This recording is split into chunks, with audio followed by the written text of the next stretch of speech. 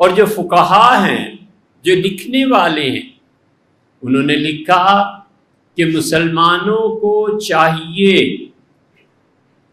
یہ دونوں باتیں جا کے دیکھ لینا، کتاب الکراہیہ میں بھی لکھا ہے اور حج کے باب میں۔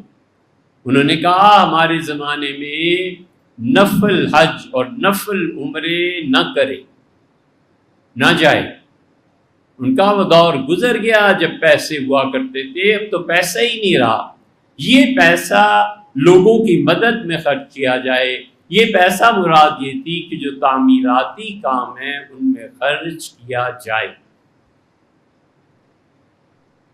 ایک حاجی، ایک عمرہ کرنے والا 5-7 لاکھ خرچ کر آتا ہے نا کہ نہیں؟ اتنا تو خرچہ ہو جاتا ہے،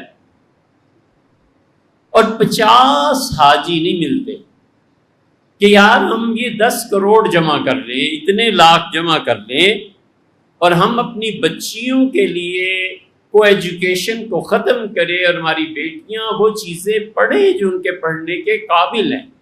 پائلٹ بن کے کیا کر لینا ہے اور یہ کر کے کیا کر لینا ہے، ہم اپنی بچیوں کو کیوں نہ وہ سبجیکٹس پڑھائیں جن کی وجہ سے وہ اپنی اولاد اور جہاں پڑھانے جائیں ان کی تربیت کر سکیں۔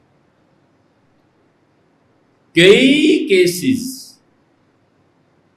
گائنی کے مرد ڈاکٹری کرتے ہیں، ہمیں خیال نہیں آتا کہ ہم خالص ایک میڈیکل کالج اپنی بچیوں کے لیے الگ سے بنائیں اور جتنے گائنی کے اور جتنے بچوں کے کیس ہیں ادھر بھیجیں کہ لیڈی ڈاکٹر چیک کرے گی آپ کو۔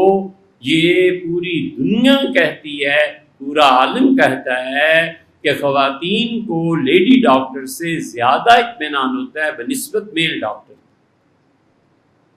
یہ 100 حاجی مل کے یہ کام نہیں کر سکتے، اور حج کا اتنا شوق چڑھا ہوا ہے کہ کسی طرح کسی سے سفارش کراؤ سیٹ ملنی چاہیے۔ یہ عالمگیری میں